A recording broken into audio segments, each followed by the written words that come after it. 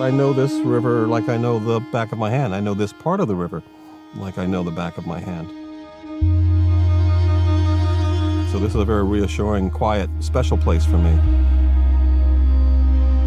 As a scuba diver, you go in places that lies beneath or beyond the line of horizon.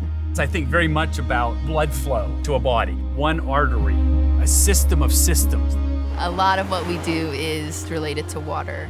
We fish, we crab, we boat, hunt. Water it's our lives.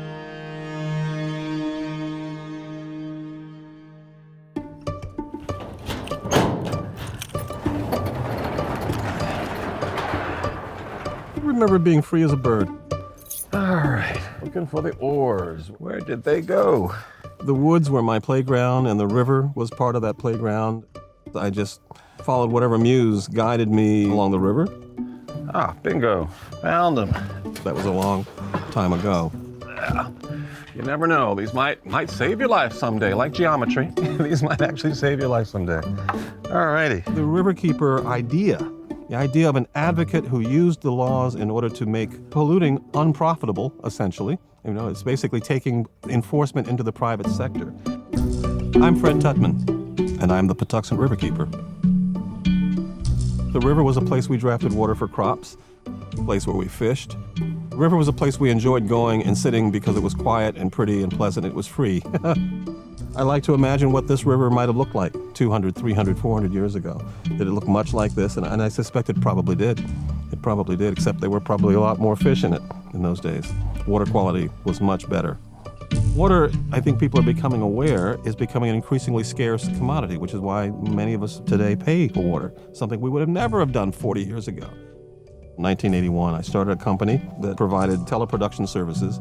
I had a robust career, and mostly we took pictures of or reported on people suffering. We did nothing to fix or change any of that. And that began to gnaw at me as maybe we were part of a problem, maybe not the problem, but we were part of some kind of a problem in that we amplified all the bad news. So I decided to reinvest in my own community. I had to burn some bridges. I actually burned my press credentials, changed my cell phone number so people wouldn't be able to reach me. In the last year of law school, I read that book that Bobby Kennedy and John Cronin wrote called The Riverkeepers, and I was blown away. I thought, wow, people are fighting in New York Harbor, big giant oil tankers using spears and bows and arrows and canoes, and they're winning. That really excited me, that you could take on superior odds. And if you were skillful and knowledgeable, and maybe if you had legal knowledge and some just sheer gumption, just brass, that maybe you could change the fate of something, that you could save or bring a great river back.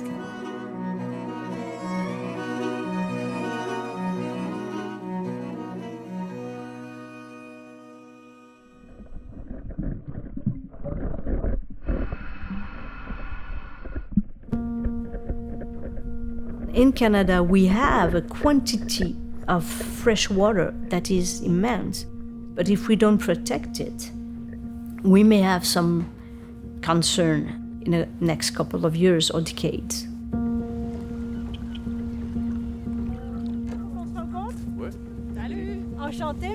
I always had a connection with nature.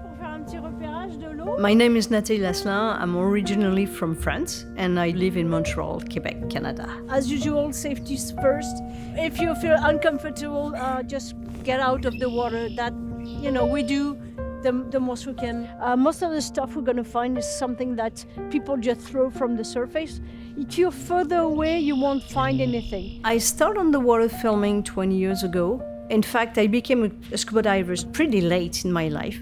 But the minute I put my head on the water, I wanted to go deep.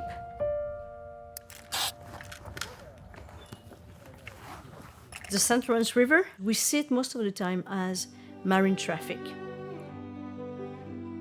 Sometimes for pleasure, boating, fishing, paddling, and on top of all those stuff, all those activities, all those use of the river, the most important one is the one we never talk about. Our drinking water comes from the river. And then you're like, okay, we might have a huge problem. you've got two options. Close your eyes, close your ears, I don't know, have fun in the blue ocean, or you're like, now that I know I have to share, I have to make people conscious and aware.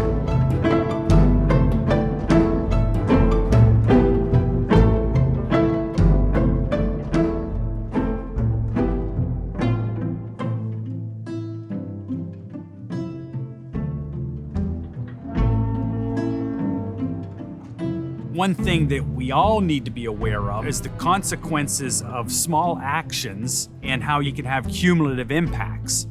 I'm Clint Wilson, professor in civil and environmental engineering at LSU and director of the LSU Center for River Studies. One of our responsibilities here at the Center for River Studies is to first help people understand how the south central and southeast Louisiana coast form. Every year when the Mississippi River would flood, that water, that sediment, those nutrients would get out into the wetlands or into the floodplain and nourish the vegetation, contribute to maintaining land. Think about the Mississippi River watershed as almost a big funnel. And it goes from, western Pennsylvania and the Appalachian Mountain Range to the Rocky Mountains. And so think about any rainfall that occurs between those, or snow melt. As it starts to move over the land, it's gonna eventually get into channels, it's gonna get into creeks, it's gonna get into small rivers, and then they eventually they start collecting, and they slowly build till you get to the main Mississippi River. If you've ever stood alongside the Mississippi River here in Baton Rouge or in New Orleans, it is just massive. There are a number of consequences of management or mismanagement in the Mississippi River watershed. I think the first is that the amount of sediment, and particularly the amount of sand that's currently coming down the lowermost Mississippi River, is about half of what it was 150 or 200 years ago. Over the last 80 years, coastal Louisiana has lost about 2,000 square miles of land, and it's projected to lose, again, another 2,000 square miles over the next 50 years. When we made the decision to levee the river, to protect the people along the river, to protect the industries, and to maintain navigation, we almost completely disconnected south central and southeastern Louisiana from getting the water, the sediment, the nutrients. In other words, we cut off the blood supply. Two key project types in the state's coastal master plan are marsh creation projects and river sediment diversions. And both of those projects require sand from the river. And so one of the big questions in 5 years or 10 years is, how is sand moving down the river? And what is the availability of sand for these restoration projects? Louisiana currently as a state has multiple multi-billion-dollar coastal rebuilding projects that are fully funded, and we just don't have enough sand. My name is Max Stites. I'm one of the folks over at Glass Half Full. I am Francisca Troutman. We have a saying over here that, like most crazy ideas, it started over a bottle of wine. We were always hanging out in his creepy basement that he lived in and drinking wine from Trader Joe's. That was like a regular thing. We're sitting around thinking about the destiny of that glass bottle, that it was likely doomed to a landfill where it'll take about 1 million years to decompose. If the city doesn't have a program, or the state, why don't we do something? And then we started to research it and realized that we could actually take glass waste and turn it into a usable, super soft sand and glass gravel product. So we jumped into action.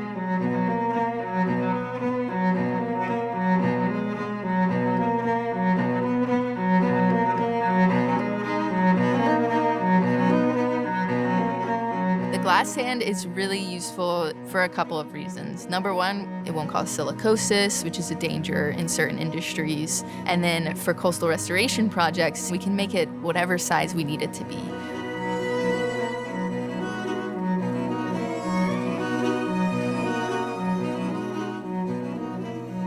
It's a long, intense process to ensure that you're doing it correctly. We now have 10 engineers, ecologists, biologists, scientists on this project to determine the feasibility, the safety, and the implementation of using recycled glass sand for coastal restoration. We have been testing plant growth within glass sand and gravel. It was just awesome to to realize that other people cared about this.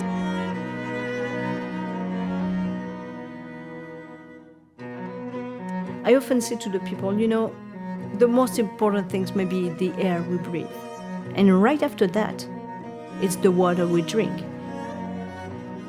Another way to think about cumulative impacts is that each of us can make a difference locally.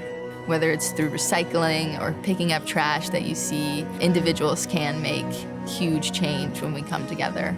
Your life is a painting, and what you put on that canvas stands for who you are and what you stand for and what you bring to the world. The river is our livelihood, and you don't just give up on your livelihood.